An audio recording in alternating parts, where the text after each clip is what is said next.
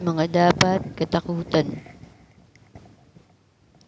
Kaya huwag kayong matakot sa kanila. Walang natatago na di malalantad at walang nalilihim na di nabubunyag.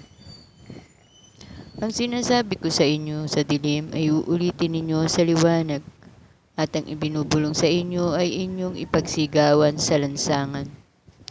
Huwag ninyong katakutan ang pumapatay ng katawan, ngunit hindi naman nakakapatay ng kaluluwa.